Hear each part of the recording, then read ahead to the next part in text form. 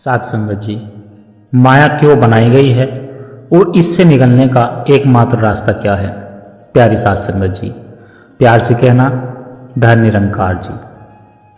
साथ संगत जी, परम पूजनीय सदगुरु के पावन चरणों में हम सभी का कोटि कोटि नमन। साथ संगत जी, हम हर जन्म में सुख खोजते हैं, शांति खोजते हैं, लेकिन हाथ क्या लगता है केवल भ्रम। तो आज का विचार साथ संगत जी इसी गहरे सत्य को उजागर करने के लिए कि आखिर सत्य स्वरूप क्या है और हम इस माया के भ्रम में क्यों फंसे हुए हैं। प्यारी साथ संगत जी, जब हम अपनी आंखें खोलते हैं तो हमें क्या दिखता है? यह संसार नाना प्रकार के रूप, रंग, स्त्री पुरुष, अपना प्राय लाभ और हानि। हमारी बुद्धि इसी विविधता को सच मान बैठती है, लेकिन क्या जो आंखों में दिख रहा है वही परम सत्य है? हमारे वेद, हमारे शास्त्र और युगों युगों से आए संत महापुरुष एक ही स्वर में डंके की चोट पर एक ही बात कहते हैं। वेदों का उद्घोष है साथ संगत जी कि यहाँ विविधता या फिर नाना प्रकार का कुछ भी नहीं है। साथ संगत जी, सतगुरु ने हमें यही तो समझाया है कि यह निरंकार दातार, यह परमपिता ही एकमात्र हकीकत है। जैसे सोने से बने गहने अलग अलग दिखते हैं, कोई अंगूठी है, कोई हार है, लेकिन पिघलने पर सब सोना ही है, वैसे ही यह समस्त ब्रह्मांड उसी एक निरंकार का ही विस्तार है। अब यहाँ साथ संगत जी एक बहुत बड़ा प्रश्न उठता है कि अगर सब कुछ भ्रम है, सब कुछ निरंकार है, तो हमें यह अलग अलग क्यों दिखाई देता है? हमें यह महसूस क्यों नहीं होता? यहीं पर संतों ने हमें माया के सिद्धांत से परिचित कराया है। साथ संगत जी, माया का काम ही सत्य को ढक लेना और जो सत्य नहीं है उसे सत्य करके दिखाना। भगवान श्री कृष्ण ने श्रीमद् भागवत गीता में 7वें अध्याय में स्पष्ट कहा है कि साथ संगत जी, भगवान कहते हैं कि मेरी यह त्रिगुण में माया बड़ी दुस्तर है, इसे पार करना बहुत कठिन है। यह आंखों पर ऐसा पर्दा डाल देती है कि इंसान को परमात्मा नहीं बल्कि संसार ही दिखाई देने लगता है। लेकिन साथ संगत जी, हम इस माया को पहचाने कैसे? क्या धन दौलत माया है? क्या परिवार माया है? नहीं साथ संगत जी, संतों ने इसकी बहुत सूक्ष्म परिभाषा दी है। संत शिरोमणि गोस्वामी तुलसीदास जी ने रामचरित्र मानस में माया का बहुत सटीक लक्षण बताते हुए कहा है। वे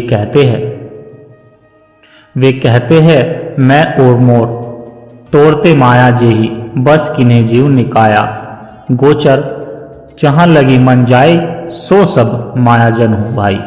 साथ संगत जी, ध्यान दीजिए, महात्माओं, तुलसीदास जी कह रहे हैं कि मैं और मेरा तू और तेरा बस यही माया।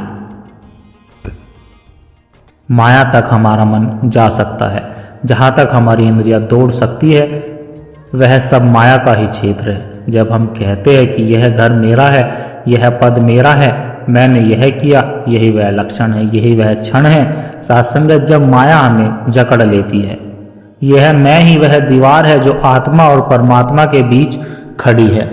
इस माया का विस्तार साथ संगत जी छोटा मोटा नहीं है। शास्त्रों में प्रमाण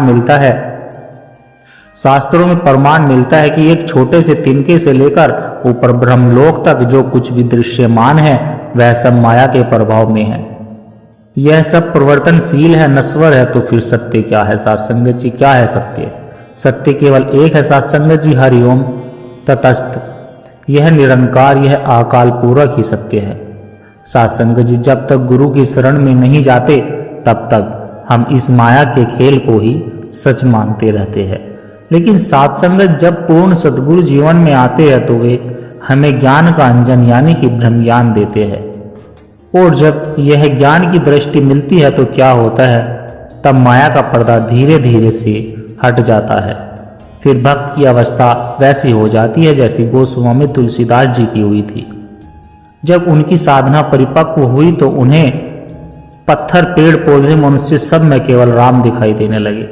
उन्होंने हाथ जोड़कर कहा, सिया राम, मैं सब जग जानी, करहु प्रणाम जोरी जुग पानी। यह है ब्रह्म ज्ञान की अवस्था। जब हमारे हर घट में, हर कण में यह निरंकार दिखाई देने लगे।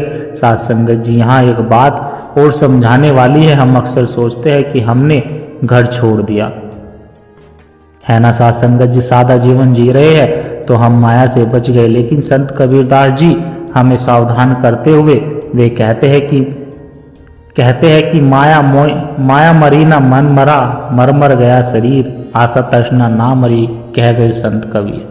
शरीर मर जाता है लेकिन यह मन और मन की आशा तृष्णा यानी डिजायर नहीं मरती।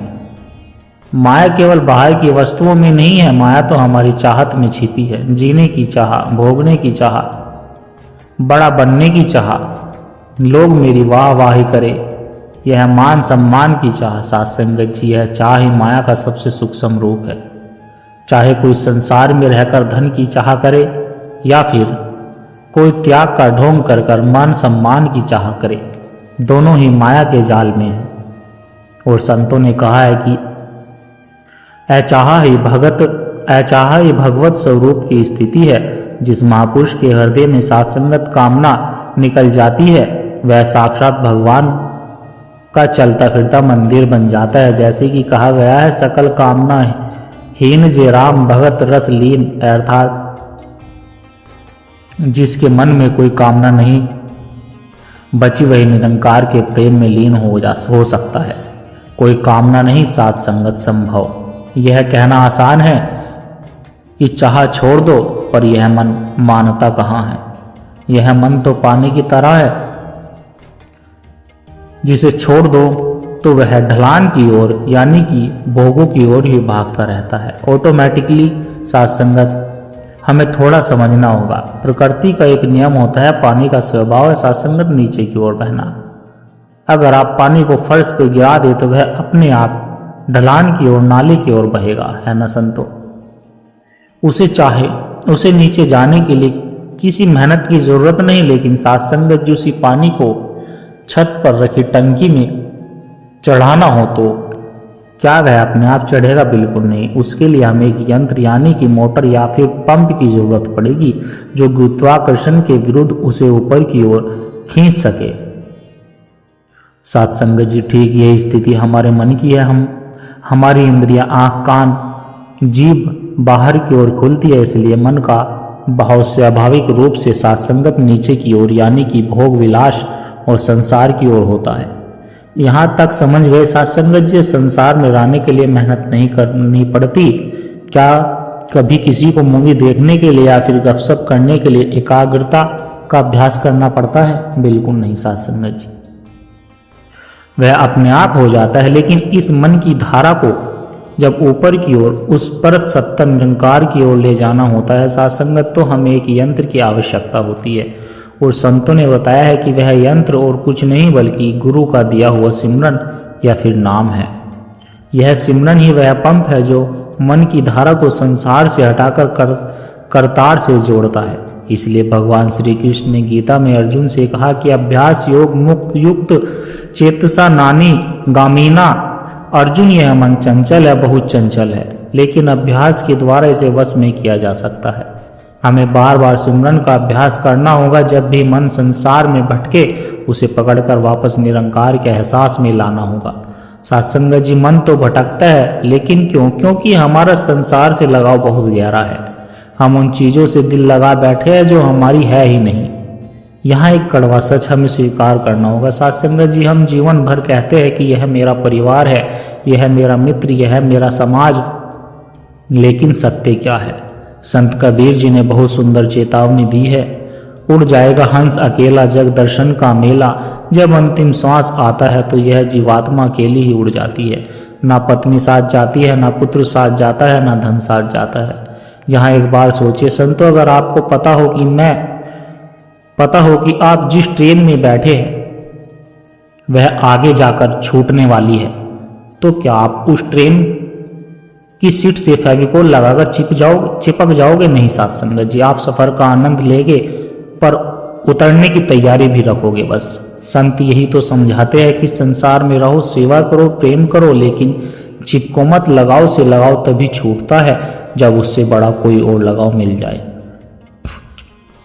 जब हमें इस एक से प्यार हो जाता है तो संसार का झूठा प्यार अपने आप फीका पड़ जाता है। तुलसीदास जी ने एक आस विश्वास एक राम घनश्याम हित तुलसीदास जी ने अपनी स्थिति का वर्णन करते हुए कहा, एक भरोसा एक बल एक आस एक विश्वास एक राम घनश्याम हित चातक तुलसीदास। जैसे चातक पक्षी केवल स्वाति नक्षत्र की बूंद का इंतजार करता है, वैसे ही भक्त केवल इस एक निरंकार के आश्रय जीता है।